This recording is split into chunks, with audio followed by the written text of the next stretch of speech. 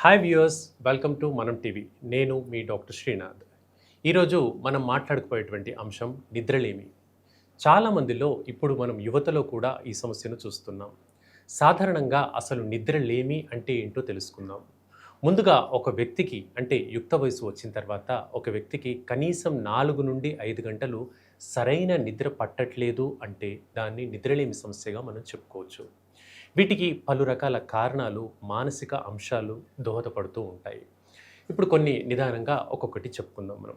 ముఖ్యంగా గ్యాస్ట్రిక్ డిస్టర్బెన్స్‌తో సమస్యతో సఫర్ అయ్యేటువంటి వ్యక్తులకు నిద్రలేమి సమస్య పెద్ద ఆటంకంగా మారుతుంది. అలాగే ఈఎన్‌టీ డిజార్డర్స్ అంటే గురక, అలాగే ముక్కులో కండ పేరుకొనడము, ఇవి కూడా నిద్రలేమికి కారణాలుగా మారతాయి. కొందరిలో ఈఎన్‌టీ సమస్యల్లో ముక్కు లోపలి భాగంలో కండ ఏర్పడుతుంది. ఇది శ్వాస పీల్చుకోవడానికి చాలా ఇబ్బందికరంగా మారుతుంది. దీన్ని మనం మెడికల్‌గా చెప్పుకోవాలంటే నేజల్ టర్బినేట్స్ హైపర్ట్రోఫీ అంటాము. ఈ లక్షణం మూలంగా మనకు శ్వాస పీల్చుకోవడం ఇబ్బందికరంగా మారి, గురక ఎక్కువగా రావడంతో పాటుగా మనకు నిద్రలేమి సమస్య అనేది పడుతూ ఉంటుంది. ఇక ఇంకో లక్షణంగా మనం చెప్పుకుంటే స్వరపేటిక లారింగ్స్ అంటాము. ఈ స్వరపేటిక పైభాగంలో ఫ్యాట్ డిపాజిట్ అనేది ఎక్కువగా ఉన్నప్పుడు కూడా నిద్ర సరిగ్గా పట్టదు.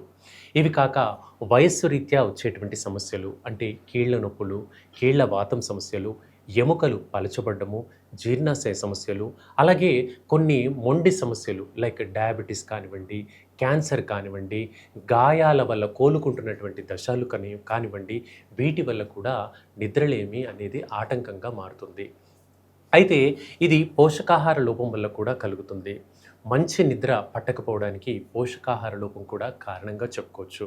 ముఖ్యంగా జింక్ లోపం వల్ల, అలాగే మెగ్నీషియం లోపం వల్ల కూడా సరిగ్గా నిద్ర పట్టదు.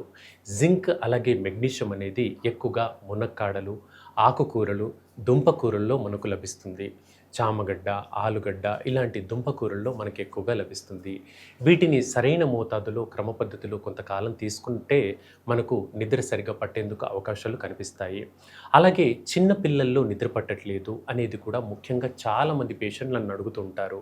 అంటే ఒక 15 ఏళ్ల లోపు పిల్లలు సరిగ్గా నిద్రపోవట్లేదు అంటే మనకు మొట్టమొదటి సూచన కంటి కింది భాగంలో నల్లటి రంగులో చర్మం మారిపోతూ కనిపిస్తుంది. అలాగే విపరీతమైనటువంటి మానసిక ఒత్తిడికి గురవుతుంటారు. తొందరగా కోపము, చిరాకు లాంటి లక్షణాలు ఈ 15 ఏళ్ల లోపు పిల్లలు అంటే 10వ తరగతి లోపు పిల్లల్లో కనిపిస్తూ ఉంటుంది. ఇలా ఇది కంటిన్యూస్‌గా ఉండడం మూలంగా వాళ్లకు రక్తహీనత సమస్య కూడా ఏర్పడేటువంటి అవకాశం ఉంటుంది.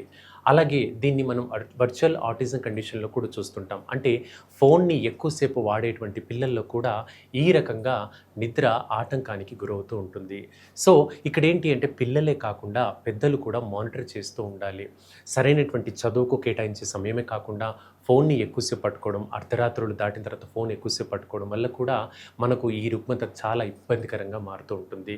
ఇక ఒక యుక్త వయస్సు దాటిన తర్వాత అంటే 25 ఏళ్ళు, 30 ఏళ్ల లోపు గుండెపోట్లు ఎక్కువగా కనిపిస్తున్నాయి.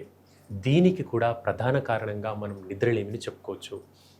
నిద్ర సరిగ్గా పట్టకపోతే బాడీ మెటబాలిజం దెబ్బతింటుంది. సో వైటల్ ఆర్గన్స్ ముఖ్య అవయవాలైనటువంటి లంగ్స్, ఊపిరితిత్తులు, అలాగే గుండె యొక్క పనితీరు సక్రమంగా జరగదు.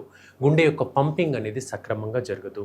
తద్వారా గుండె పైన అదనపు భారం పడుతుంది. బ్రెయిన్ బాగా ఒత్తిడికి గురవుతూ వస్తుంది. బ్రెయిన్‌లో ఉండేటువంటి కొన్ని కణజాలాలు వాటితో పాటు సల్కై, గైరే అనేటువంటి ఎలివేషన్స్ అన్నీ కూడా చచ్చుబడిపోతూ ఉంటాయి.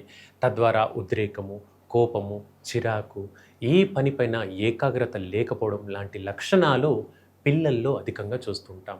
సో వ్యూయర్స్ వింటున్నారు కదా, నిద్రలేమి అనేది ఎంతటి పరిణామాలకు, ఎంతటి కాంప్లికేషన్‌కి దారితీస్తుందనేది. మనం చెప్పుకున్నటువంటి ఆహార పదార్థాలన్నీ సరిగ్గా జాగ్రత్తలు పాటిస్తూ ఉండండి. అలాగే మీలో ఎవరికైనా ఇటువంటి సమస్యలు ఉంటే కొన్నిపాటి జాగ్రత్తలు చేసుకోండి.